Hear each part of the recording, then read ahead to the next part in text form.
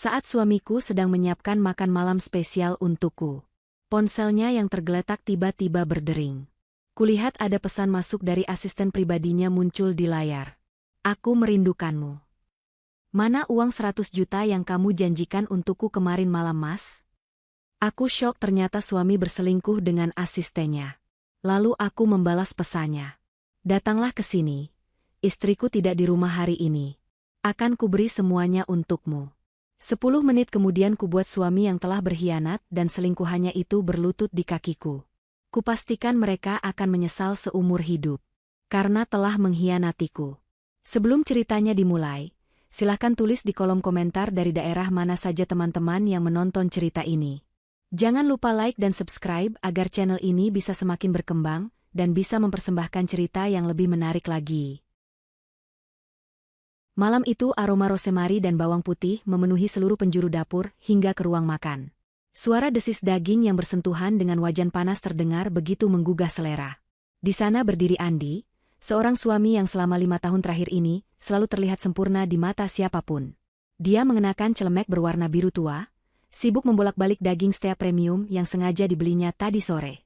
Wajahnya tampak serius namun dihiasi senyum kecil. Seolah memasak makan malam ini adalah misi paling penting dalam hidupnya. Farida duduk di kursi makan dengan anggun. Wanita berhijab itu mengenakan gamis berwarna pastel lembut yang senada dengan kerudungnya. Dia menatap punggung suaminya dengan tatapan penuh kasih sayang. Malam ini adalah perayaan ulang tahun pernikahan mereka yang kelima. Tidak ada pesta mewah, hanya makan malam romantis berdua di rumah yang selama ini menjadi saksi bisu perjalanan rumah tangga mereka. Farida merasa menjadi wanita paling beruntung di dunia, karena memiliki suami seperti Andi yang perhatian dan romantis. Suasana terasa begitu hangat dan damai. Lampu ruang makan diredupkan sedikit untuk menciptakan suasana yang lebih intim. 2 batang lilin aromaterapi menyala di atas meja, mengeluarkan wangi lavender yang menenangkan. Farida sesekali merapikan piring dan gelas kristal di hadapannya, memastikan semuanya tata letaknya sempurna. Dia ingin malam ini berjalan tanpa celah. Andi berbalik sebentar sambil memegang spatula, mengedipkan sebelah matanya kepada Farida. Dia berkata bahwa 5 menit lagi hidangan spesial itu akan siap disantap. Farida tersenyum lebar, hatinya membuncah bahagia. Dia membayangkan betapa nikmatnya menyantap masakan suami tercinta sambil membicarakan rencana masa depan mereka. Mungkin tentang liburan akhir tahun atau sekadar membahas hal-hal kecil yang menyenangkan. Tidak ada sedikitpun keraguan di hati Farida tentang kesetiaan suaminya. Bagi Farida, Andi adalah sosok imam yang lurus dan bertanggung jawab. Namun, ketenangan itu terusik oleh sebuah getaran pelan di atas meja. Ponsel Andi yang tergeletak di samping gelas air putih tiba-tiba menyala. Layarnya berkedip terang, menandakan ada pesan masuk. Awalnya Farida tidak berniat untuk melihatnya. Dia sangat menghargai privasi suaminya dan tidak pernah terbiasa mengecek ponsel pasangannya tanpa izin. Namun, posisi ponsel itu tepat menghadap ke arahnya. Jarak pandangnya begitu jelas. Tanpa sadar, mata Farida menangkap notifikasi yang muncul di layar kunci tersebut. Nama pengirimnya tertulis jelas yakni asisten Sila. Farida mengenal nama itu sebagai asisten pribadi Andi di kantor yang baru bekerja sekitar 6 bulan lalu. Awalnya Farida berpikir mungkin itu pesan darurat tentang pekerjaan kantor yang mendesak. Namun, kalimat yang muncul di bawah nama itu membuat darah Farida seketika berdesir hebat. Jantungnya seolah berhenti berdetak selama beberapa detik. Pesan itu berbunyi sangat tidak pantas untuk hubungan antara atasan dan bawahan. Tulisan di layar itu terbaca jelas. Aku merindukanmu. Mana uang 100 juta yang kamu janjikan untukku kemarin malam, Mas? Farida terpaku. Matanya membelalak tak percaya. Dia membaca pesan itu berulang kali, berharap matanya salah menangkap tulisan atau dia sedang berhalusinasi. Namun, tulisan itu tetap sama. Ada kata rindu. Ada permintaan uang sebesar 100 juta rupiah. Dan yang paling menyakitkan adalah panggilan Mas yang terkesan sangat akrab dan intim. Andi tidak pernah membiarkan karyawannya memanggilnya dengan sebutan seperti itu. Seketika itu juga, bayangan sempurna tentang Andi hancur berkeping-keping.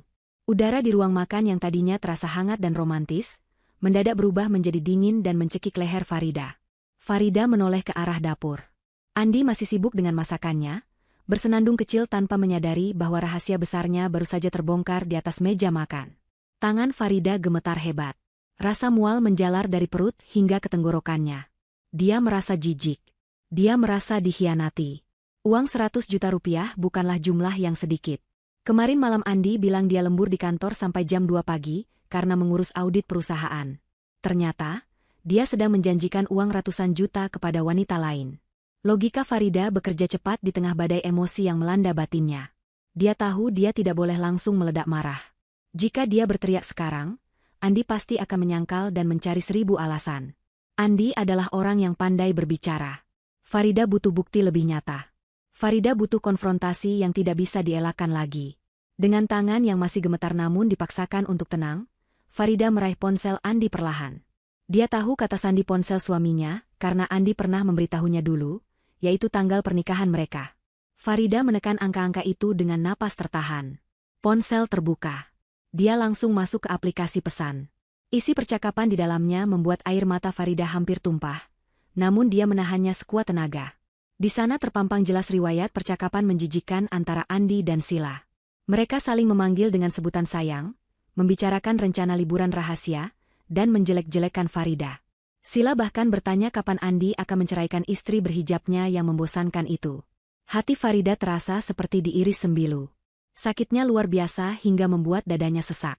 Namun, rasa sakit itu perlahan berubah menjadi amarah yang dingin dan mematikan. Farida melihat pesan terakhir yang baru saja masuk itu.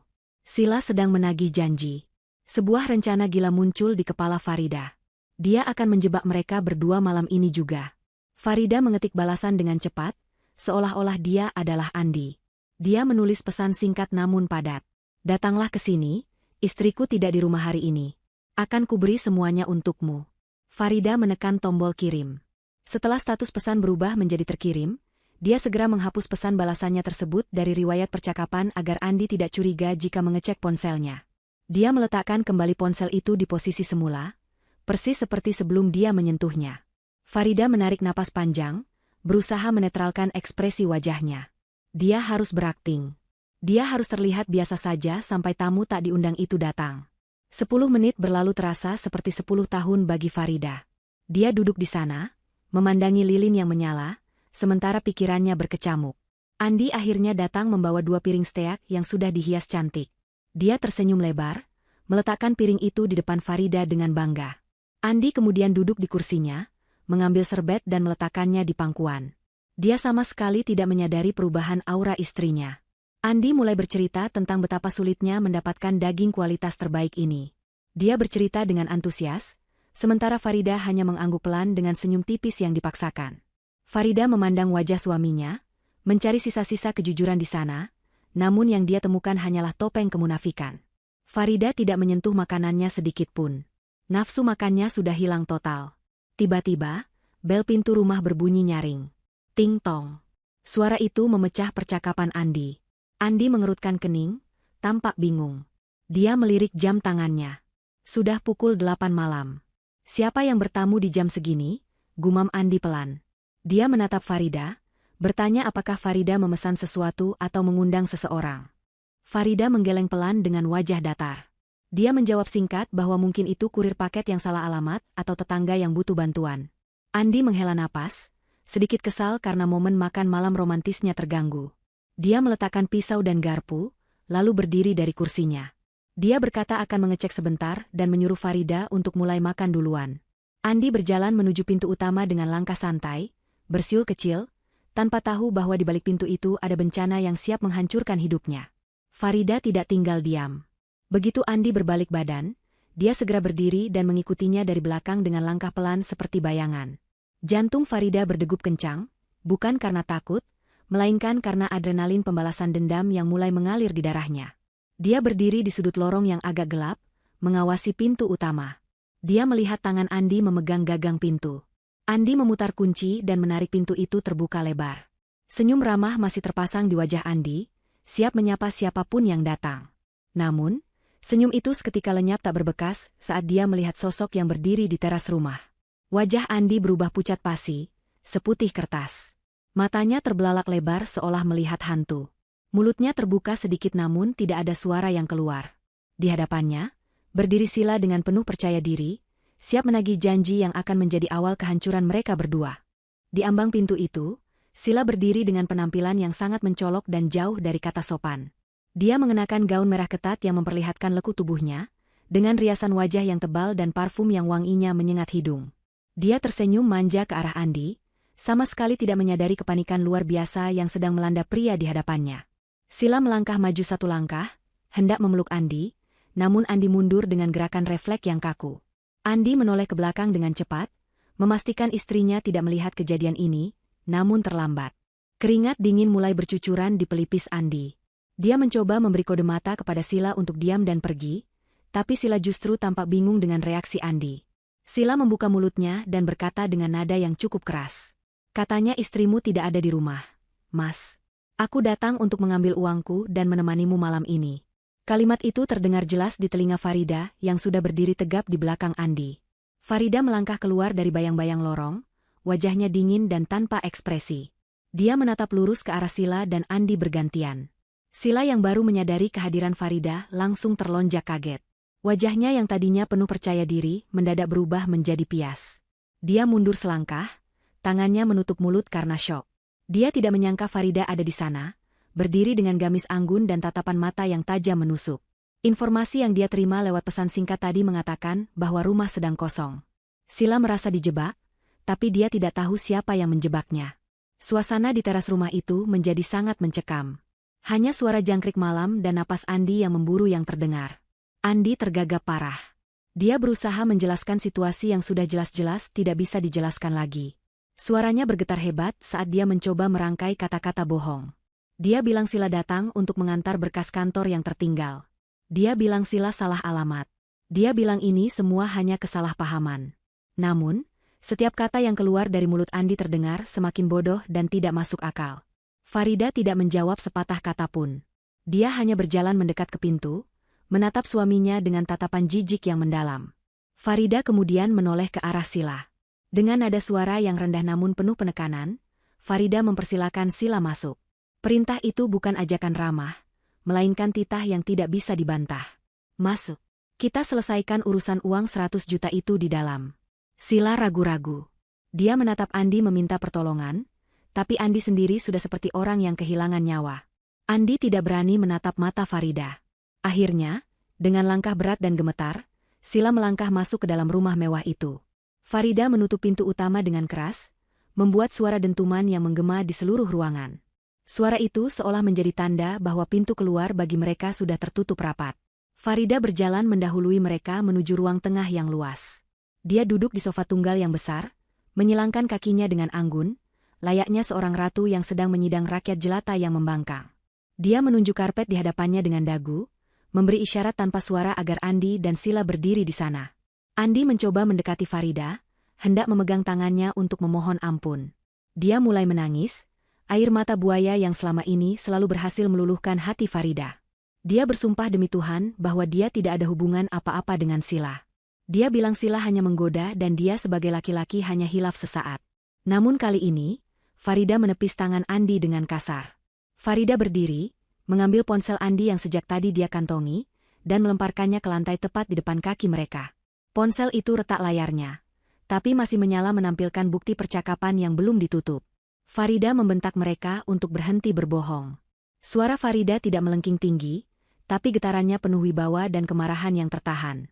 Dia menyebutkan semua detail perselingkuhan mereka. Hotel tempat mereka menginap minggu lalu. Hadiah tas bermerek yang dibeli Andi menggunakan kartu kredit tambahan. Dan tentu saja, uang 100 juta yang diminta Sila. Wajah Sila semakin pucat. Dia menyadari bahwa Farida tahu segalanya. Sila mencoba membela diri, mengatakan bahwa Andi lah yang mengejarnya. Dia bilang Andi mengaku tidak bahagia dengan pernikahannya dan berjanji akan segera bercerai. Mendengar itu, Andi langsung marah dan membentak Sila agar diam. Mereka mulai saling menyalahkan di depan Farida. Pemandangan itu begitu menyedihkan dan memalukan. Dua orang yang tadinya saling berkirim pesan sayang, kini saling tikam hanya dalam hitungan menit demi menyelamatkan diri masing-masing. Farida membiarkan mereka bertengkar sebentar, menikmati kehancuran mental mereka. Lalu, dia mengangkat tangannya, menyuruh mereka diam. Seketika ruangan kembali sunyi. Farida mengeluarkan sebuah fakta yang selama ini tidak pernah dipedulikan oleh Andi. Dia mengingatkan Andi tentang status kepemilikan rumah ini. Rumah mewah ini, beserta isinya, adalah warisan dari orang tua Farida. Sertifikatnya atas nama Farida. Mobil yang dipakai Andi ke kantor setiap hari juga atas nama Farida. Bahkan posisi Andi di perusahaan sebagai manajer adalah karena rekomendasi keluarga Farida. Andi hanyalah seorang suami yang menumpang hidup, yang datang tanpa membawa apa-apa selain janji manis yang ternyata palsu. Farida menegaskan bahwa dia bisa membuat Andi menjadi gelandangan malam ini juga jika dia mau. Wajah Andi berubah dari panik menjadi ketakutan yang amat sangat. Dia baru sadar betapa lemahnya posisinya tanpa Farida. Keangkuhannya sebagai suami yang merasa berkuasa runtuh seketika. Melihat Andi yang sudah hancur mentalnya, Farida beralih menatap Sila. Dia bertanya dengan sinis, apakah Sila masih mau bersama Andi jika Andi tidak punya uang sepeser pun? Apakah Sila masih mau menampung Andi jika pria itu dipecat dari pekerjaannya dan memiliki hutang di mana-mana? Sila terdiam, matanya bergerak gelisah. Jelas sekali jawabannya adalah tidak. Sila hanya menginginkan uang dan kemewahan yang ditawarkan Andi, bukan hidup susah bersama pria pengangguran. Farida tertawa kecil, tawa yang terdengar sangat miris. Dia melihat betapa murahnya harga kesetiaan dan cinta mereka berdua. Hubungan haram yang dibangun di atas pondasi materi, akan hancur begitu materinya ditarik. Kini, Farida memberikan ultimatum. Dia tidak akan membiarkan mereka pergi begitu saja tanpa pelajaran.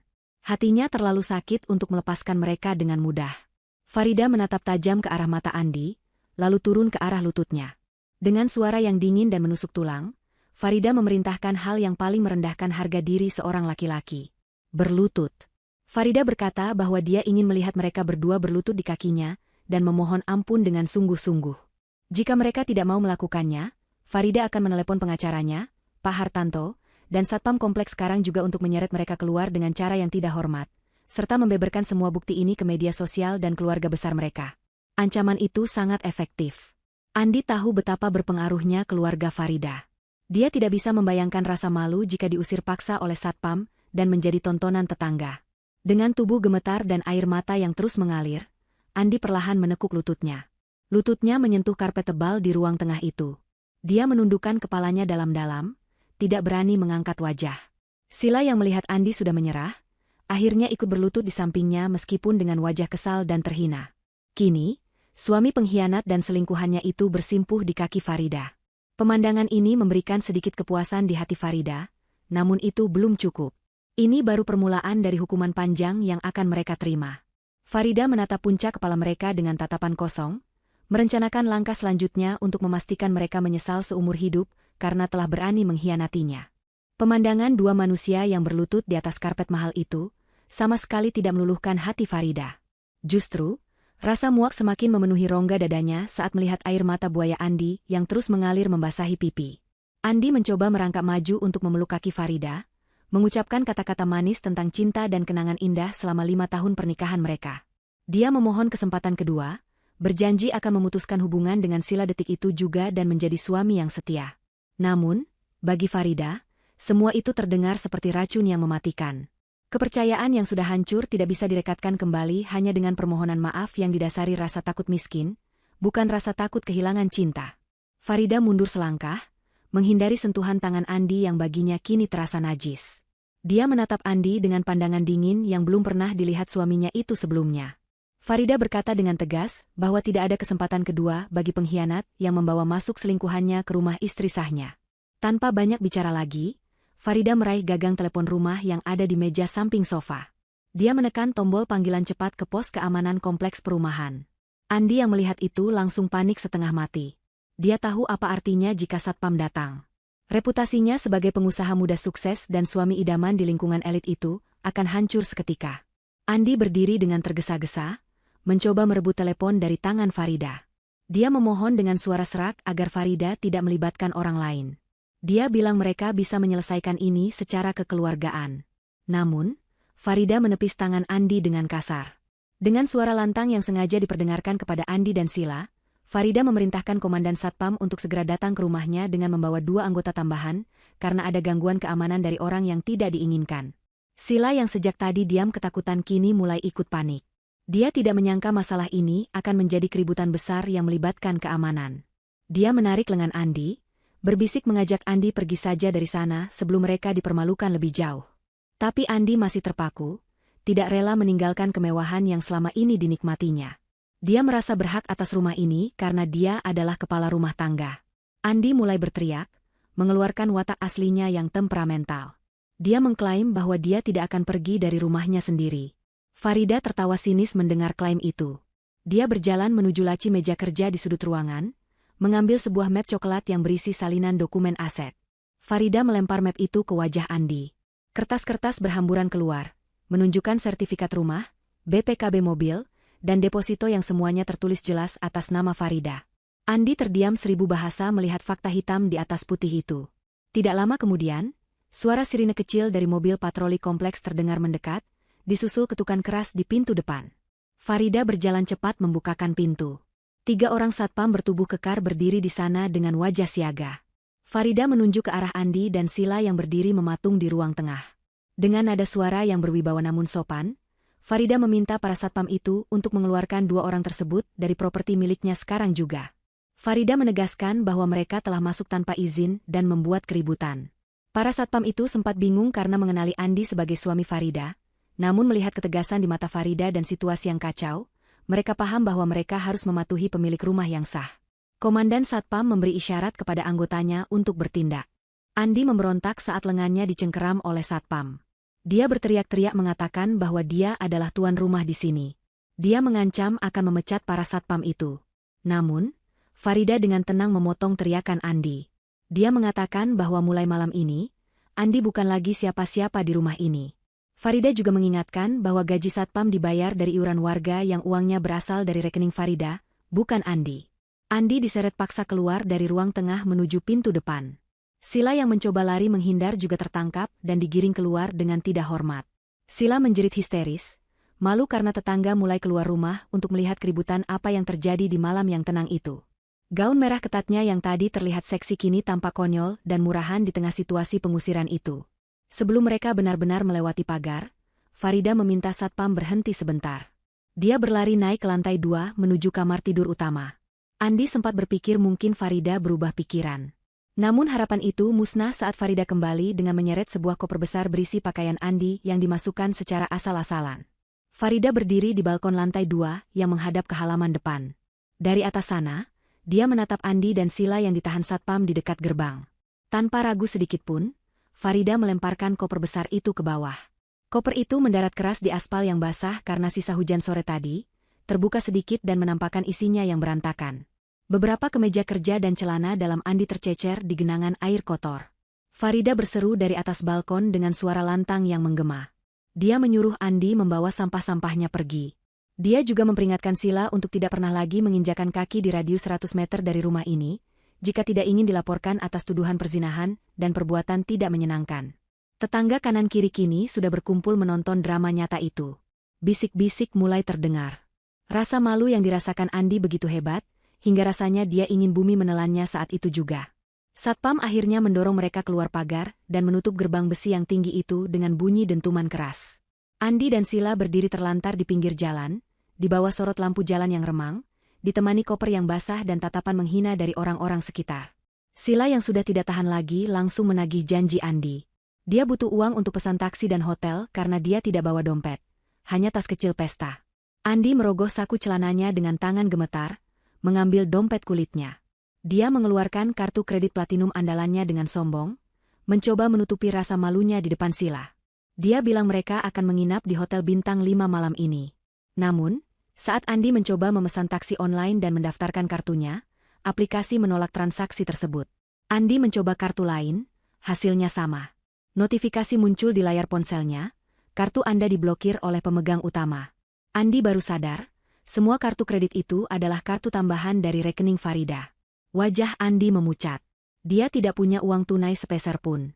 Malam itu, di pinggir jalan yang dingin, pertengkaran pertama mereka sebagai pasangan gelandangan pun dimulai. Matahari pagi menembus celah gorden tipis yang kusam dan berdebu. Cahayanya menyinari ruangan sempit berukuran 3x3 meter yang pengap. Bukan kamar hotel bintang 5 seperti yang dijanjikan Andi semalam, melainkan sebuah kamar motel murah di pinggiran kota yang bau rokok dan lembab. Andi terbangun dengan punggung sakit karena kasur yang keras dan pernya yang menonjol. Dia menatap langit-langit kamar yang penuh bercak air, mencoba mengingat kejadian semalam yang terasa seperti mimpi buruk. Namun, suara dengkuran halus di sampingnya menyadarkan Andi bahwa ini adalah kenyataan. Sila tidur di sebelahnya, masih mengenakan gaun merah kusut sisa semalam. Make-up-nya luntur, membuat wajahnya terlihat berantakan. Pemandangan itu jauh dari kata menggairahkan seperti yang biasa Andi bayangkan. Andi bangkit duduk, kepalanya terasa pening. Semalam mereka harus berjalan kaki cukup jauh sambil menyeret koper berat, sebelum akhirnya menemukan motel murah yang menerima pembayaran tunai dari sisa uang receh di saku celana Andi, dan sedikit uang Sila.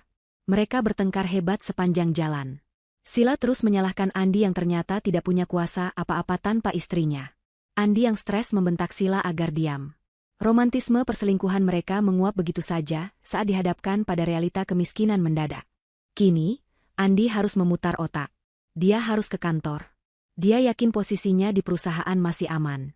Farida mungkin bisa mengusirnya dari rumah, tapi urusan perusahaan tidak bisa dicampur adukan begitu saja. Andi merasa dia adalah aset penting bagi perusahaan keluarga itu. Dia yang memegang kendali operasional selama ini. Andi membangunkan Sila dengan menggoyangkan bahunya kasar. Dia menyuruh Sila bangun dan bersiap-siap karena mereka harus ke kantor. Sila mengerang malas, mengeluh badannya sakit semua. Sila menolak untuk masuk kerja hari ini, tapi Andi memaksanya. Andi butuh sekutu di kantor. Andi meyakinkan Sila bahwa dia akan membereskan semuanya hari ini. Dia akan mencairkan dana operasional perusahaan untuk memberi Sila uang yang dijanjikan, lalu mereka bisa mencari apartemen baru. Mendengar kata uang, Sila langsung terbangun. Dengan malas dia mandi di kamar mandi motel yang keran airnya berkarat. Mereka bersiap dengan pakaian sisa semalam yang sudah disetrika, seadanya menggunakan setrika pinjaman resepsionis. Andi berusaha tampil rapi dan berwibawa, meski matanya yang berkantung tidak bisa menyembunyikan kelelahannya. Sesampainya di gedung perkantoran mewah tempat mereka bekerja, Andi berusaha berjalan tegap melewati lobi. Beberapa karyawan menyapanya dengan ragu-ragu, tatapan mereka terlihat aneh. Andi mengabaikannya dan langsung menuju lift eksekutif diikuti Sila. Hati Andi sedikit tenang saat kartu aksesnya masih berfungsi. Dia berpikir Farida belum sempat memblokir akses kantornya. Begitu pintu lift terbuka di lantai direksi, Andi langsung melangkah menuju ruangannya. Namun, langkahnya terhenti saat melihat pintu ruangannya terbuka lebar. Ada keramaian di sana. Andi mempercepat langkahnya, emosinya naik. Siapa yang berani masuk ruangannya tanpa izin? Saat Andi masuk ke dalam ruangan, dia terpaku. Di kursi kebesarannya, duduk sosok wanita yang sangat dia kenal, namun terasa asing. Itu Farida. Tapi bukan Farida yang biasa tampil sederhana dengan gamis rumahan. Farida hari ini mengenakan setelan blazer kerja yang elegan dan hijab yang ditata modern, memancarkan aura kekuasaan yang mengintimidasi. Dia sedang memeriksa tumpukan dokumen. Di sampingnya berdiri seorang pria parubaya yang tampak tegas dan cerdas, Pak Ihsan. Andi mengenal Pak Ihsan sebagai auditor independen senior yang ditakuti banyak perusahaan karena ketelitiannya membongkar kecurangan. Sila yang berdiri di belakang Andi langsung menciut nyalinya melihat kehadiran Farida di sana. Andi memberanikan diri bertanya dengan suara keras, apa yang dilakukan Farida di kantornya. Dia mengingatkan bahwa urusan rumah tangga jangan dibawa ke kantor. Farida mengangkat wajahnya perlahan, meletakkan pena mahal di atas meja. Dia menatap Andi tanpa emosi, lalu tersenyum tipis. Farida mengoreksi ucapan Andi. Dia bukan sedang mengurus rumah tangga, tapi sedang menjalankan tugasnya sebagai komisaris utama perusahaan. Sebuah fakta yang selama ini tidak pernah diumumkan secara resmi, karena Farida mempercayakan operasional pada Andi. Tapi hari ini, Farida mengambil alih kendali penuh. Farida memperkenalkan Pak Ihsan secara resmi sebagai kepala tim audit internal yang baru ditunjuk pagi ini, untuk memeriksa seluruh arus kas perusahaan selama 3 tahun terakhir. Wajah Andi berubah menjadi pucat pasi seketika. Lututnya terasa lemas. Dia tahu betul banyak permainan, anggaran yang dia lakukan untuk membiayai gaya hidup mewahnya dan Sila. Jika diaudit, dia pasti tamat. Andi mencoba berkelit, mengatakan audit mendadak akan mengganggu kinerja perusahaan. Tapi Pak Ihsan langsung memotong dengan data awal yang sudah dia temukan pagi ini. Ada aliran dana mencurigakan sebesar 200 juta ke rekening pribadi Sila bulan lalu dengan label, biaya entertainment klien. Pak Ihsan membacakan data itu dengan suara lantang. Semua staf yang berkumpul di luar ruangan dan mengintip dari kaca bisa mendengarnya. Sila langsung panik dan menggeleng, mencoba menyangkal, tapi bukti transfer itu sudah dicetak di atas meja. Farida berdiri dari kursinya, berjalan mendekati dinding kaca yang menghadap ke area kerja karyawan. Dia menekan tombol intercom agar suaranya terdengar ke seluruh lantai. Dengan suara tegas dan berwibawa, Farida mengumumkan keputusan manajemen. Mulai hari ini, Saudara Andi dinonaktifkan dari jabatannya sebagai General Manager karena dugaan penggelapan dana perusahaan. Segala akses, fasilitas, dan wewenangnya dicabut total sampai proses audit selesai. Begitu juga dengan saudari Sila, yang dipecat secara tidak hormat karena terbukti menerima dana perusahaan secara ilegal dan pelanggaran kode etik berat. Pengumuman itu menggema seperti petir di siang bolong. Para karyawan berbisik-bisik, menatap Andi dan Sila dengan pandangan merendahkan. Rahasia perselingkuhan mereka yang selama ini jadi gosip samar-samar, kini terkonfirmasi dengan cara yang paling memalukan. Andi mencoba protes, dia mendekati Farida dengan wajah merah pada menahan amarah dan malu. Dia bilang Farida tidak bisa melakukan ini padanya. Dia yang membesarkan perusahaan ini. Farida berbalik menatap Andi tajam. Dia mengingatkan bahwa perusahaan ini didirikan oleh mendiang ayahnya, dan Andi hanya menjalankannya, itu pun dengan curang. Farida memanggil 2 orang satpam gedung yang sudah bersiaga di depan pintu. Dia memerintahkan mereka untuk mengawal Andi dan Sila keluar dari gedung sekarang juga. Mereka tidak diperbolehkan membawa apapun dari ruangan itu selain barang pribadi yang melekat di badan. Laptop, dokumen, bahkan kunci mobil dinas Andi diminta paksa oleh Pak Ihsan. Momen itu adalah titik balik kehancuran Andi. Di hadapan puluhan bawahan yang dulu menghormatinya, atau pura-pura hormat karena takut, Andi digiring seperti pencuri tertangkap basah. Sila menangis meraung-raung minta tolong, memperparah rasa malu Andi. Mereka digiring masuk ke dalam lift barang, bukan lift eksekutif, sebuah simbol penurunan derajat yang menyakitkan. Saat pintu lift tertutup, hal terakhir yang dilihat Andi adalah wajah dingin Farida yang kembali duduk di kursi kebesarannya, melanjutkan diskusi dengan Pak Ihsan seolah-olah Andi hanyalah debu yang baru saja disapu bersih dari ruangan itu. Di lobi bawah, mereka didorong keluar gedung. Terik matahari siang terasa membakar kulit, tapi tidak sepanas rasa malu yang membakar wajah mereka. Tanpa mobil, tanpa pekerjaan, dan tanpa uang, Andi dan Sila kini benar-benar berada di bawah roda nasib yang mulai melindas mereka tanpa ampun. Kantor pusat perusahaan kini terasa lebih hidup namun sekaligus mencekam sejak Farida mengambil alih kendali penuh. Di ruangan direksi yang dingin karena pendingin ruangan yang dipasang maksimal, Pak Ihsan sedang membeberkan hasil temuan awalnya di hadapan Farida. Tumpukan berkas audit setebal bantal tersusun rapi di meja kaca. Wajah Pak Ihsan tampak serius, keningnya berkerut dalam saat menunjuk angka-angka merah yang tercetak di laporan keuangan. Dia menjelaskan bahwa Andi bukan hanya sekadar mengambil uang receh untuk jajan. Andi telah melakukan manipulasi sistematis selama 3 tahun terakhir. Dia membuat proyek fiktif, memalsukan kwitansi vendor, hingga memalsukan tanda tangan Farida untuk mencairkan dana cadangan perusahaan. Total kerugian mencapai miliaran rupiah, angka yang cukup untuk membuat siapapun mendekam di penjara dalam waktu yang sangat lama. Farida mendengarkan laporan itu dengan tenang, meski hatinya mendidih.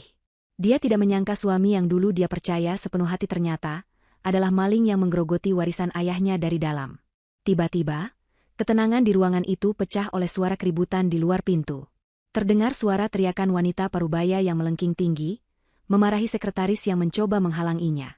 Pintu ruangan Farida terbanting keras hingga menabrak dinding. Ibu Amel, ibunda Andi, berdiri di sana dengan wajah merah padam dan napas memburu. Penampilannya berantakan, jauh dari kesan wanita sosialita yang biasanya dia tampilkan. Ibu Amel langsung menuding wajah Farida dengan telunjuknya yang gemetar. Dia memaki Farida sebagai istri durhaka yang tidak tahu diuntung. Menurut versi cerita yang didengar Ibu Amel dari Andi, Farida telah berselingkuh dengan pria lain dan mengusir Andi demi menguasai harta. Ibu Amel termakan hasutan anaknya sendiri dan datang untuk membela kehormatan putranya. Dia berteriak menuntut Farida mengembalikan jabatan Andi dan berhenti menyiksa anak kesayangannya itu.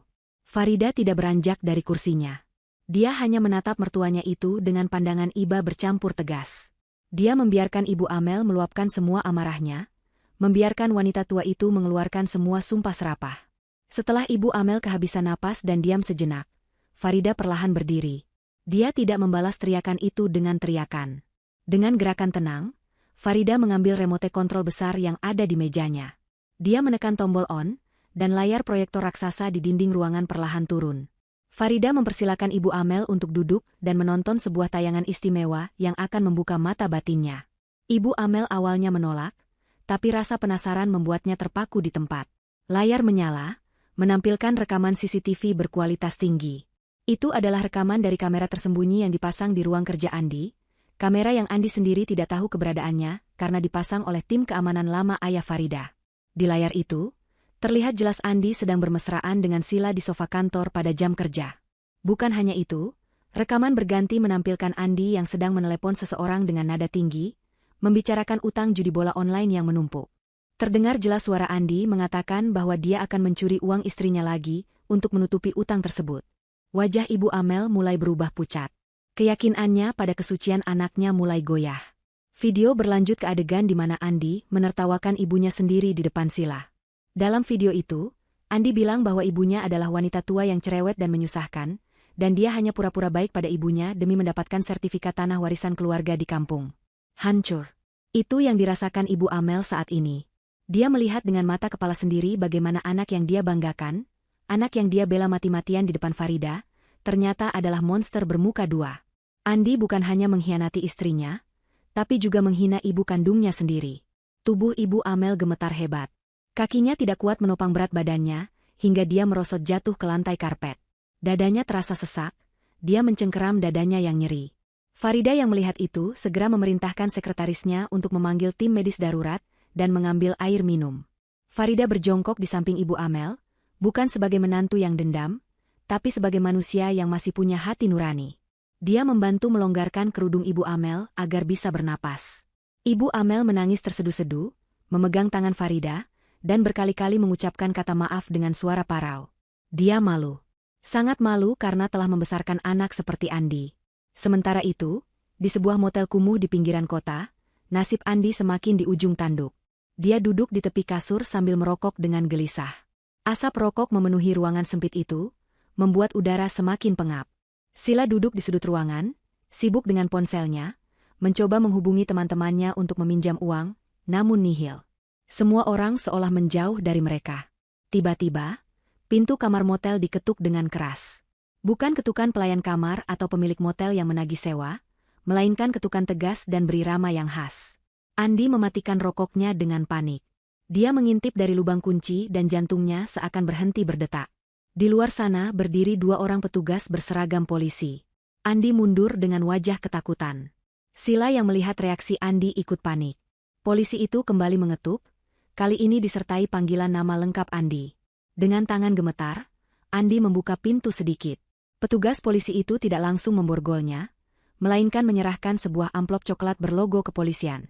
Itu adalah surat panggilan pemeriksaan resmi. Andi dilaporkan atas dugaan penggelapan dana perusahaan dalam jumlah besar dan pemalsuan dokumen.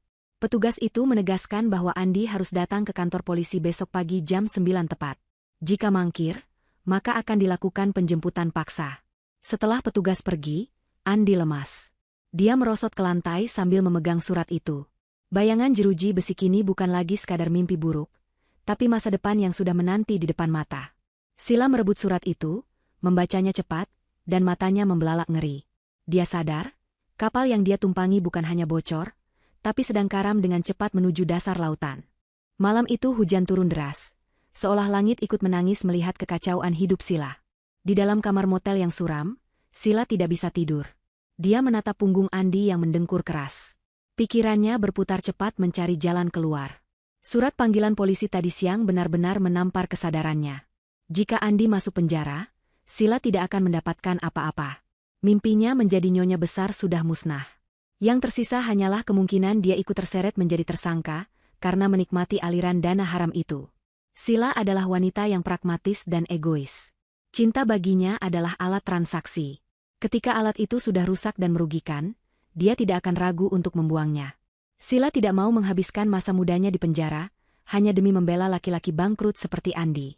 Diam-diam, saat Andi masih terlelap dalam tidurnya yang gelisah, Sila mengambil ponselnya. Dia pergi ke kamar mandi, mengunci pintu, dan menyalakan keran air agar suaranya tersamar. Dengan jari gemetar, dia mencari nomor kontak yang dulu pernah dia simpan dari grup WhatsApp kantor. Nomor Farida.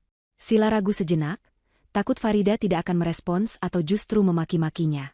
Namun, rasa takut akan penjara lebih besar daripada rasa malunya. Sila memberanikan diri mengirim pesan singkat. Isinya memohon pengampunan dan menawarkan sebuah kesepakatan. Sila menulis bahwa dia bersedia menjadi saksi kunci untuk memberatkan Andi dan membongkar semua kejahatan Andi yang lain, asalkan Farida mau membantunya meringankan tuntutan hukum. Di seberang sana, di rumah mewahnya yang hangat, Farida sedang menikmati teh jahe sambil membaca buku. Ponselnya bergetar. Dia membaca pesan dari Sila dengan senyum miring yang penuh arti. Ikan sudah memakan umpan, pikirnya. Farida memang sengaja menekan mereka berdua sampai ke titik nadir agar sifat asli mereka keluar. Dan benar saja, kesetiaan di antara para pengkhianat itu setipis tisu. Mereka akan saling mangsa ketika terdesak. Farida membalas pesan itu dengan singkat. Dia menyetujui pertemuan rahasia besok siang di sebuah kafe privat yang sepi pengunjung. Farida ingin mendengar langsung nyanyian pengkhianatan dari mulut Sila. Keesokan harinya, Sila beralasan kepada Andi bahwa dia akan pergi ke rumah saudaranya untuk meminjam uang. Andi yang putus asa hanya mengangguk percaya, bahkan berharap Sila berhasil membawa uang. Sila pergi dengan tergesa-gesa menuju lokasi pertemuan. Kafe itu terletak di sudut kota yang tenang, dengan desain interior tertutup yang menjamin privasi. Sila masuk dengan langkah ragu. Dia melihat Farida sudah duduk di meja pojok, tampak begitu elegan dan berkelas, kontras sekali dengan penampilan Sila yang mulai lusuh. Sila duduk di hadapan Farida, menundukkan kepala, tidak berani menatap mata tajam wanita yang pernah dia sakiti itu. Tanpa basa-basi, Sila langsung menumpahkan semuanya. Dia bercerita dengan menggebu-gebu, berusaha memposisikan dirinya sebagai korban. Sila bilang bahwa Andi yang memaksanya, Andi yang merayunya dengan janji-janji manis, dan Andi yang mengatur semua skenario penggelapan uang itu. Sila bahkan menyerahkan sebuah flashdisk kecil yang dia curi dari tas Andi. Flashdisk itu berisi data cadangan pembukuan ganda yang dibuat Andi, bukti yang sangat kuat dan tak terbantahkan. Sila memohon agar Farida tidak memenjarakannya. Dia rela melakukan apa saja, termasuk bersaksi di pengadilan untuk memastikan Andi membusuk di sel tahanan. Sila terus menjelek-jelekan Andi, menyebut Andi laki-laki bodoh, lemah, dan tidak berguna. Farida mendengarkan semua ocehan Sila sambil mengaduk tehnya perlahan. Wajahnya datar, tidak menunjukkan simpati sedikitpun. Setelah Sila selesai bicara dan kehabisan napas, Farida meletakkan sendok tehnya hingga berbunyi, klanting, kecil yang nyaring di keheningan. Farida tersenyum, tapi senyum itu tidak mencapai matanya. Dia berkata pelan bahwa penawaran Sila sangat menarik. Bukti di flashdisk itu memang berharga. Namun, ada satu hal yang Sila tidak ketahui. Farida kemudian menunjuk ke arah partisi kayu di belakang punggung Sila. Farida berkata bahwa ada seseorang yang sangat ingin mendengar kejujuran hati Sila barusan. Wajah Sila mengerut bingung. Dia menoleh ke belakang perlahan. Jantungnya seolah copot saat melihat sosok yang melangkah keluar dari balik partisi itu. Itu Andi. Andi berdiri di sana dengan wajah yang hancur lebur, campuran antara amarah yang meledak-ledak dan rasa sakit hati yang mendalam. Farida ternyata telah merencanakan ini semua. Dia mengirim pesan palsu kepada Andi pagi tadi, mengatasnamakan pengacara yang ingin membantunya, dan menyuruh Andi datang ke kafe ini di jam yang sama. Andi telah mendengar semuanya. Dia mendengar setiap kata hinaan yang keluar dari mulut wanita yang katanya mencintainya. Dia mendengar bagaimana Sila menjualnya demi menyelamatkan diri sendiri. Suasana di kafe itu berubah menjadi medan perang batin yang brutal. Andi menatap Sila dengan mata merah menyala. Tangannya mengepal kuat hingga buku-bukunya memutih. Dia tidak menyangka, wanita yang karenanya dia rela mengorbankan istri sebaik Farida dan karir cemerlangnya, ternyata hanyalah ular berbisa. Sila terpaku di kursinya, wajahnya pucat pasi seperti mayat. Dia tidak bisa lagi mengelak. Semua topengnya sudah terbuka. Andi melangkah maju mendekati meja mereka, suaranya bergetar menahan tangis dan amarah saat bertanya kepada Sila, kenapa dia tega melakukan ini. Andi merasa dunia benar-benar runtuh menimpanya. Dia kehilangan istri, kehilangan ibu, kehilangan pekerjaan, dan sekarang dia tahu bahwa dia tidak pernah dicintai oleh selingkuhannya sendiri. Farida menonton drama di hadapannya dengan kepuasan yang dingin. Ini adalah bagian terbaik dari balas dendamnya. Bukan sekadar memenjarakan fisik mereka, tapi menghancurkan jiwa dan kepercayaan mereka satu sama lain. Farida berdiri, merapikan bajunya, dan mengambil flash disk di meja. Dia berkata kepada mereka berdua, bahwa pertunjukan hari ini sudah cukup. Dia meninggalkan Andi dan Sila yang mulai saling berteriak dan menyalahkan. Andi mulai memaki Sila sebagai wanita murahan, dan Sila membalas dengan memaki Andi sebagai pecundang miskin. Farida berjalan keluar kafe dengan langkah ringan, meninggalkan mereka yang sedang saling mencabik di dalam lumpur kehancuran yang mereka buat sendiri. Suasana di dalam kafe privat yang tadinya tenang dan elegan, mendadak berubah menjadi arena pertarungan yang memalukan. Setelah Farida meninggalkan ruangan dengan langkah tenang, pertahanan diri Andi runtuh seketika. Amarah yang sudah membubung tinggi di kepalanya, meledak tanpa bisa ditahan lagi. Andi mencengkeram lengan Sila dengan kasar, matanya melotot seakan ingin keluar dari kelopaknya. Dia berteriak di depan wajah wanita itu, menanyakan di mana letak hati nuraninya. Andi merasa telah mengorbankan segalanya. Istri yang sempurna, karir cemerlang, dan kehormatan keluarga, hanya demi wanita yang ternyata siap menikamnya dari belakang saat badai datang. Sila yang kesakitan karena cengkeraman Andi tidak tinggal diam. Insting bertahan hidupnya muncul. Dia memberontak, mencakar punggung tangan Andi dengan kuku-kukunya yang panjang, hingga meninggalkan bekas goresan merah yang perih. Teriakan-teriakan kasar mulai terlontar dari mulut mereka berdua. Kata-kata kotor dan sumpah serapah yang tidak pantas didengar memenuhi ruangan kafe. Sila memaki Andi sebagai laki-laki bodoh yang mudah ditipu, sementara Andi membalas dengan sebutan wanita murahan yang hanya mengejar uang. Keributan itu memancing perhatian pengunjung lain dan staf kafe. Beberapa pelayan mencoba melerai, namun kemarahan Andi sudah di luar kendali. Dia mendorong meja hingga terbalik. Gelas dan piring pecah berantakan di lantai, menciptakan suara gaduh yang mengerikan. Sila yang terdesak melempar tas tangannya ke wajah Andi, tepat mengenai pelipisnya. Andi yang gelap mata balas mendorong Sila, hingga terjatuh menimpa pecahan gelas. Sila menjerit histeris, bukan hanya karena sakit fisik, tapi juga karena rasa malu yang tak tertahankan. Di zaman serba digital ini, keributan di tempat umum tidak akan pernah luput dari mata kamera. Pengunjung kafe yang lain bukannya membantu, justru mengeluarkan ponsel mereka. Kilatan lampu kamera menyambar-nyambar merekam setiap detik kejadian memalukan itu. Dalam hitungan menit, video perkelahian mereka tersebar di media sosial. Dania, sahabat Farida yang memang ditugaskan untuk memantau situasi dari jauh, tersenyum puas melihat notifikasi di ponselnya. Dia segera membagikan video itu ke grup-grup sosialita, grup arisan elit, dan kenalan media. Judul videonya sangat provokatif. Pasangan pelakor dan suami koruptor cakar-cakaran rebutan uang haram. Video itu viral dengan cepat. Komentar netizen membanjiri unggahan tersebut dengan nada hujatan dan cemoohan. Wajah Andi dan Sila kini dikenal seluruh kota bukan sebagai pasangan romantis, melainkan sebagai pasangan paling menyedihkan dan menjijikan. Setelah diusir paksa oleh keamanan kafe dan sempat digelandang ke pos polisi terdekat untuk didamaikan, Andi keluar dengan perasaan hancur lebur. Dia berjalan seorang diri menyusuri trotoar yang panas. Hatinya dipenuhi dendam, namun anehnya, dendam itu tidak lagi tertuju pada Sila, melainkan beralih kembali kepada Farida. Dalam logika Andi yang sudah rusak, semua penderitaan ini bermula karena Farida. Jika saja Farida tidak mengecek ponselnya, jika saja Farida tidak datang ke kantor, jika saja Farida mau memaafkannya, pasti hidupnya tidak akan sehancur ini. Andi merasa Farida adalah dalang kejam yang menikmati kehancurannya. Pikiran gelap mulai menguasai akal sehatnya. Dia merasa tidak ada gunanya lagi hidup jika harus menanggung malu seperti ini. Namun sebelum dia hancur sepenuhnya, dia ingin Farida merasakan sakit yang sama. Sore harinya, Andi mengendap-endap di area parkir gedung perusahaan yang dulu dipimpinnya. Dia tahu betul di mana Farida biasa memarkir mobil pribadinya. Dengan mengenakan jaket hoodie lusuh untuk menutupi wajahnya, Andi bersembunyi di balik pilar beton. Matanya liar mengawasi situasi. Di tangannya, dia menggenggam sebuah tang pemotong kawat yang dia beli di toko bangunan dengan uang receh terakhirnya. Rencananya sederhana namun mematikan. Dia ingin memotong kabel rem mobil Farida. Dia ingin Farida mengalami kecelakaan. Dia ingin melihat wanita sombong itu menderita. Saat area parkir terlihat sepi, Andi berlari membungkuk menuju mobil sedan mewah milik Farida. Dia tiarap di aspal yang dingin, mencoba masuk ke kolong mobil untuk mencari selang rem. Namun, nasib baik masih berpihak pada Farida. Pak Ihsan, sang auditor yang juga merangkap sebagai orang kepercayaan baru Farida, ternyata belum pulang. Dia sedang menelepon di balkon lantai 2 yang menghadap langsung ke area parkir.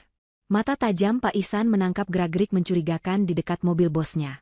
Tanpa membuang waktu, Pak Ihsan berlari turun tangga darurat sambil menghubungi petugas keamanan.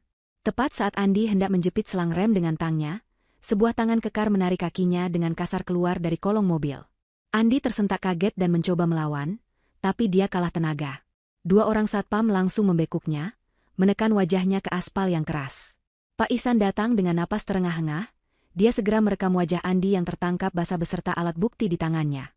Andi meronta-ronta, berteriak bahwa ini mobil istrinya jadi dia berhak melakukan apa saja. Tapi Pak Ihsan dengan dingin mengingatkan bahwa Andi dan Farida sedang dalam proses perceraian, dan tindakan ini adalah percobaan pembunuhan berencana. Bukti video ini akan menjadi pemberat yang sempurna untuk memastikan Andi tidak akan pernah menghirup udara bebas dalam waktu yang sangat lama. Andi diseret kembali, kali ini bukan hanya keluar gedung, tapi langsung diserahkan ke mobil patroli polisi yang datang dengan sirine meraung-raung. Rencana jahatnya justru menjadi bumerang yang mengunci nasibnya di balik jeruji besi lebih cepat dari dugaan. Roda kehidupan berputar dengan kecepatan yang mengerikan bagi Andi dan Sila. Setelah insiden di kafe dan penahanan sementara Andi di kantor polisi atas percobaan sabotase, sebelum dibebaskan dengan jaminan wajib lapor yang sangat ketat karena belum ada korban jiwa, realita kemiskinan menghantam mereka berdua tanpa ampun. Bank bergerak cepat menyita semua aset yang pernah diklaim Andi. Ternyata, selama ini Andi juga diam-diam menggadaikan beberapa barang berharga atas nama pinjaman pribadi yang bunganya mencekik. Mobil sport yang dia banggakan ditarik leasing di tengah jalan. Apartemen studio tempat dia menyimpan barang-barang pribadinya disegel karena tunggakan sewa 3 bulan yang baru ketahuan. Sila mengalami nasib yang tak kalah tragis.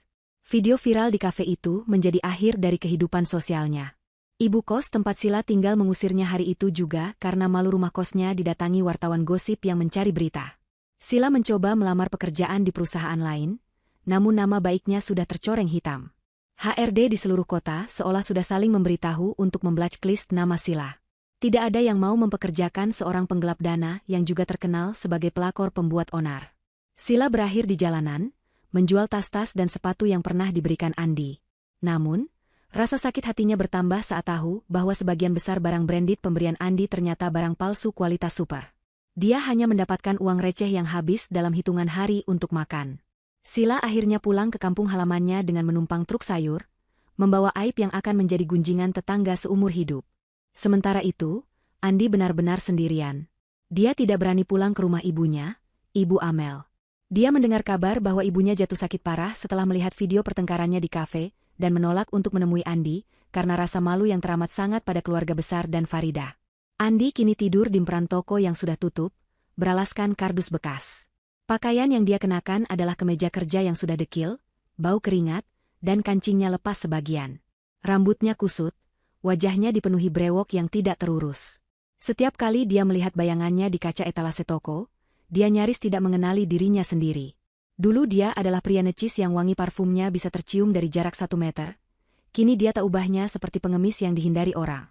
Suatu sore yang mendung, perut Andi berbunyi keras karena lapar. Dia belum makan seharian. Dia duduk bersandar di tembok sebuah ruko kosong, menatap nanar ke arah jalan raya. Tiba-tiba, sebuah mobil sedan hitam mengkilap berhenti tepat di depan ruko tempatnya duduk. Jantung Andi berdegup kencang. Dia mengenali plat nomor mobil itu. Itu mobil Farida. Harapan bodoh seketika muncul di benak Andi. Mungkin Farida datang untuk menjemputnya. Mungkin Farida sudah memaafkannya karena tidak tega melihat suaminya menderita seperti ini. Mungkin Farida ingat kenangan manis mereka dulu. Andi buru-buru merapikan rambutnya dengan tangan kotornya, mencoba berdiri tegak menyambut kedatangan sang penyelamat. Pintu penumpang belakang terbuka. Sepasang sepatu hak tinggi yang bersih dan elegan menapak ke aspal. Farida turun dengan anggun, didampingi oleh Pak Hartanto, pengacaranya. Farida mengenakan busana muslimah berwarna biru nafi, yang membuatnya terlihat sangat berwibawa. Dia berdiri 2 meter di depan Andi, menjaga jarak seolah Andi adalah penyakit menular.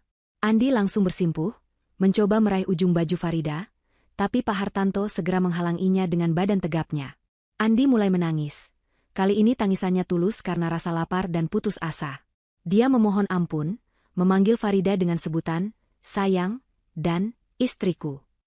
Dia bilang dia sudah bertobat, dia sudah kena karma, dan dia berjanji akan menjadi budak Farida asalkan dia boleh pulang dan makan enak lagi.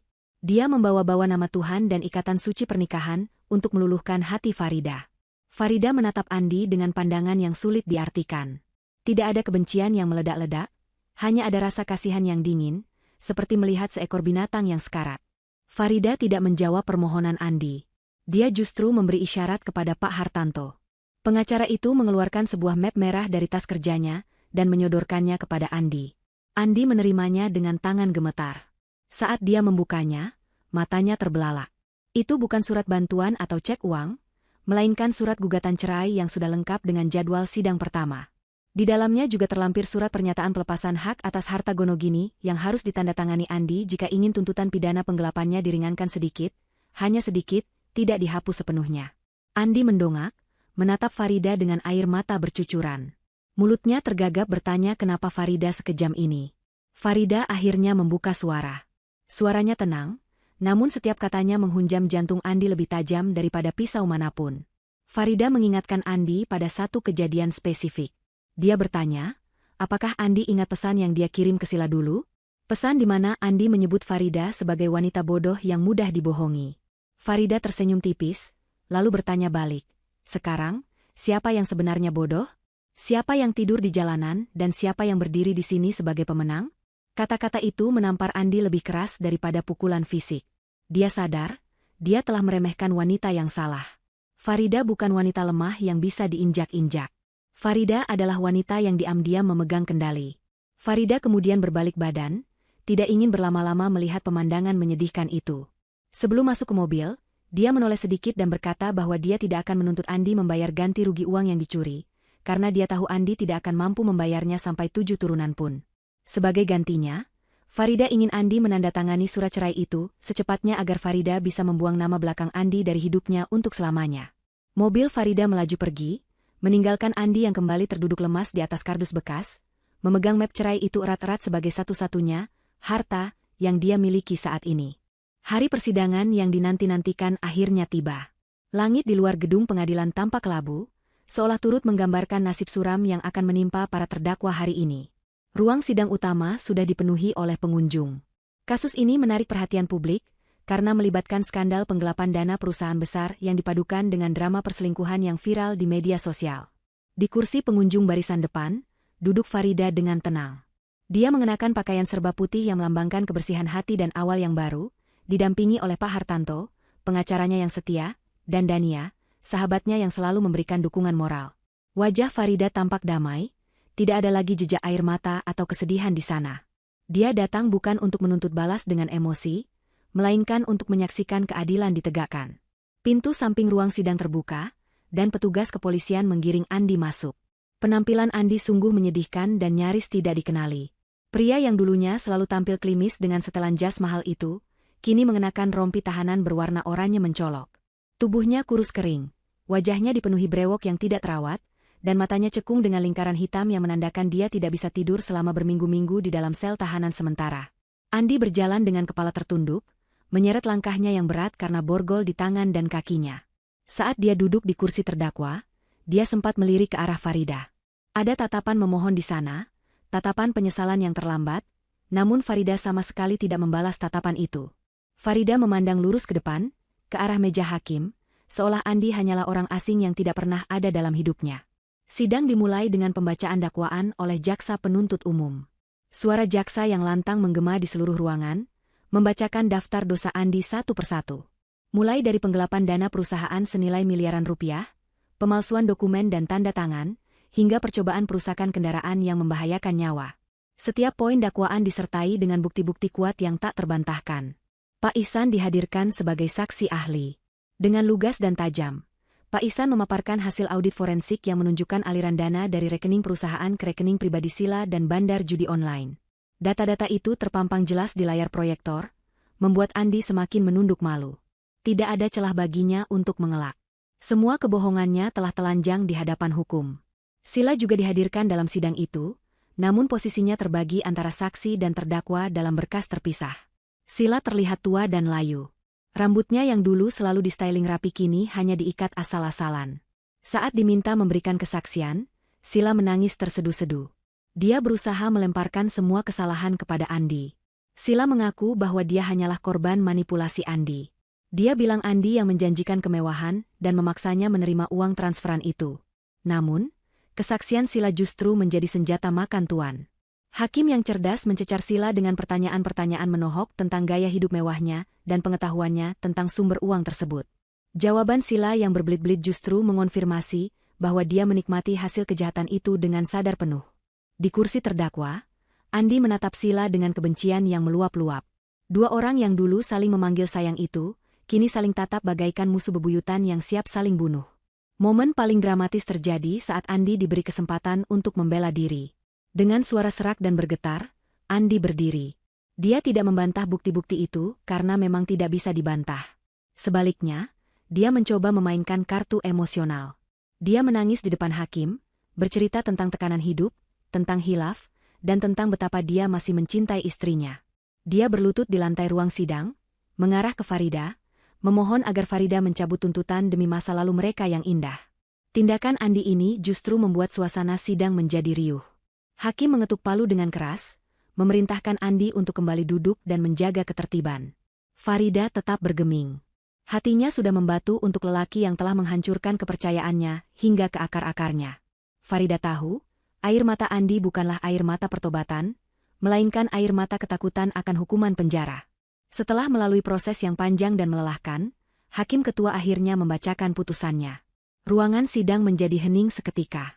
Jantung Andi berdegup kencang seolah mau meledak. Hakim menyatakan Andi terbukti secara sah dan meyakinkan bersalah melakukan tindak pidana penggelapan dalam jabatan secara berlanjut dan percobaan perusakan barang milik orang lain. Vonis yang dijatuhkan sangat berat, jauh lebih berat dari harapan pengacara Andi. Andi divonis hukuman penjara selama 10 tahun dipotong masa tahanan, serta denda sebesar 1 miliar rupiah subsidiar 1 tahun kurungan. Selain itu, Hakim juga mengabulkan gugatan cerai Farida secara fair stake dan menetapkan seluruh aset yang pernah disengketakan Andi sah menjadi milik Farida sepenuhnya. Andi lemas, tubuhnya merosot di kursi. Dunianya gelap. 10 tahun adalah waktu yang sangat lama. Masa mudanya akan habis di balik jeruji besi. Sila juga tidak luput dari hukuman. Meskipun hukumannya lebih ringan daripada Andi, dia tetap divonis 2 tahun penjara karena terbukti turut serta menikmati hasil kejahatan dan melakukan perbantuan tindak pidana. Selain itu, Sila diwajibkan mengembalikan seluruh uang yang pernah dia terima dari perusahaan, yang artinya dia akan hidup dalam jeratan hutang seumur hidupnya, karena uang itu sudah habis dia foya-foyakan. Sila menjerit histeris saat mendengar vonis itu. Dia pingsan dan harus dibopong keluar oleh petugas wanita. Pemandangan kehancuran dua manusia tamak itu menjadi tontonan yang memuaskan bagi para pengunjung sidang yang sejak awal membenci perbuatan mereka. Sidang ditutup dengan ketukan palu 3 kali. Petugas segera menggiring Andi keluar lewat pintu tahanan. Saat melewati barisan depan, Andi kembali menoleh ke arah Farida. Dia berteriak memanggil nama Farida dengan putus asa, suaranya menyayat hati. Namun, Farida sudah berdiri. Dia berbalik badan memunggungi Andi. Farida berjalan keluar ruang sidang dengan langkah tegap dan ringan, didampingi Pak Hartanto dan Dania. Di luar gedung, matahari mulai bersinar cerah, menembus awan kelabu yang tadi menggantung. Farida menghirup udara bebas dalam-dalam. Beban berat di pundaknya telah terangkat. Dia merasa lahir kembali.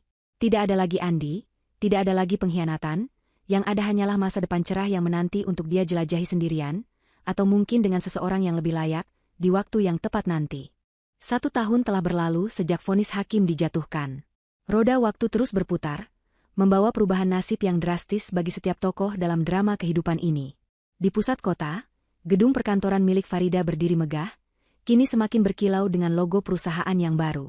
Di bawah kepemimpinan Farida, perusahaan berkembang pesat melampaui masa kejayaan saat mendiang ayahnya masih ada, apalagi dibandingkan saat dipegang oleh Andi. Farida telah membuktikan kepada dunia bahwa dia bukan sekadar pewaris harta, melainkan seorang pemimpin wanita yang tangguh, cerdas, dan visioner. Dia dihormati oleh karyawan dan rekan bisnisnya, bukan karena kekayaannya, melainkan karena integritas dan kerendahan hatinya. Di dalam ruang kerjanya yang luas dan modern, Farida sedang berdiskusi ringan dengan Pak Ihsan. Hubungan mereka berkembang menjadi persahabatan profesional yang saling mendukung.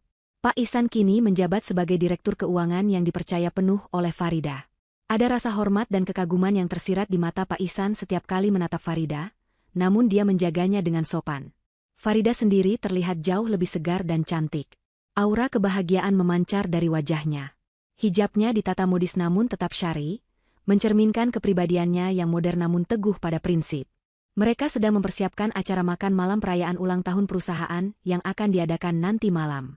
Tawarnya Farida terdengar memenuhi ruangan, sebuah suara yang sudah lama hilang saat dia masih terbelenggu dalam pernikahan yang menyakitkan. Sementara itu, di tempat yang jauh dan terisolasi, nasib Andi berbanding terbalik 180 derajat. Di dalam blok penjara yang kumuh dan padat, Andi duduk meringkuk di sudut sel. Tubuhnya kurus, kulitnya dipenuhi koreng dan bekas luka. Kehidupan penjara ternyata jauh lebih keras dari bayangannya. Sebagai mantan, orang kaya, yang sombong dan masuk karena kasus korupsi, Andi menjadi sasaran empuk pemerasan dan perundungan oleh narapidana lain yang lebih senior. Dia harus memijat kaki kepala geng sel setiap malam, mencucikan baju mereka, dan seringkali jatah makannya dirampas. Andi yang dulu makan steak daging premium, kini harus bersyukur jika bisa makan nasi cadong yang keras dengan lauk tempe basi. Setiap malam, Andi menangis dalam diam, menyesali kebodohannya melepaskan Farida demi nafsu sesaat. Penyesalan itu datang setiap detik, menyiksa batinnya lebih kejam daripada siksaan fisik. Nasib Sila pun tak kalah menyedihkan. Setelah bebas bersyarat lebih cepat karena kelakuan baik, dan karena penjara penuh, Sila keluar dengan status sebagai mantan narapidana. Tidak ada perusahaan yang mau mempekerjakannya. Dia kini bekerja sebagai tukang cuci piring di sebuah warung tenda pecel lele di pinggiran kota. Tangannya yang dulu rajin mani curet kini kasar, pecah-pecah, dan kapalan karena terus terkena sabun colek yang keras. Wajahnya terlihat 10 tahun lebih tua dari usianya yang sebenarnya. Sila tinggal di kamar petak sempit di gang tikus yang bau got. Setiap kali dia melihat mobil mewah lewat, hatinya perih mengingat masa lalunya.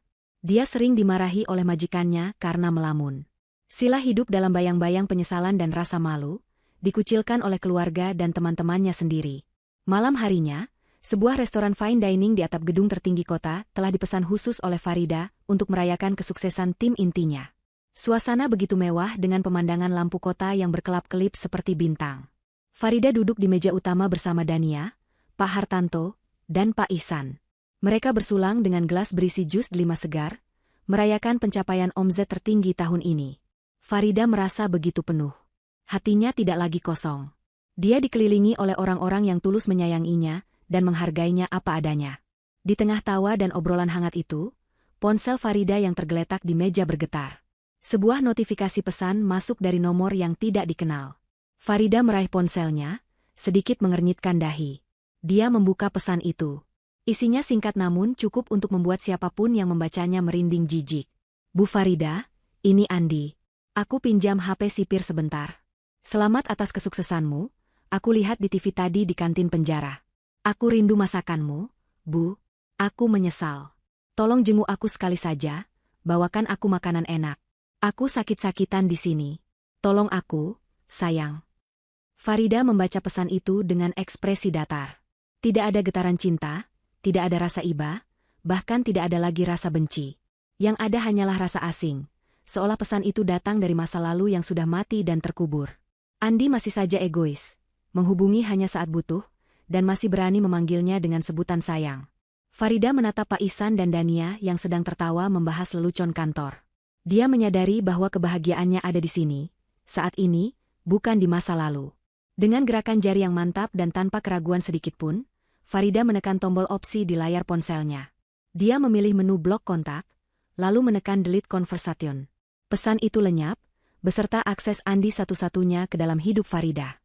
Farida meletakkan ponselnya kembali ke meja dengan posisi layar tertutup. Dia tersenyum lebar, menatap Pak Ihsan yang bertanya siapa yang mengirim pesan. Hanya spam, jawab Farida ringan. Tidak penting. Ayo kita lanjutkan makannya. Malam itu berakhir dengan tawa bahagia Farida yang lepas. Dia telah memenangkan pertarungan hidupnya. Dia tidak hanya berhasil membalas dendam dengan cara yang elegan, tetapi dia juga berhasil menemukan kembali harga dirinya yang sempat hilang. Karma telah melakukan tugasnya dengan sempurna, menempatkan para pengkhianat di tempat rendah, sementara Farida terbang tinggi meraih bintang-bintang impiannya. Layar cerita pun menggelap perlahan, meninggalkan pesan tersirat yang kuat bagi siapapun yang menontonnya, bahwa kesetiaan adalah mata uang termahal, dan siapapun yang membuangnya demi tembaga, akan berakhir dengan tangan kosong dan hati yang hancur. Farida telah menutup buku masa lalunya dan siap menulis lembaran baru yang jauh lebih indah.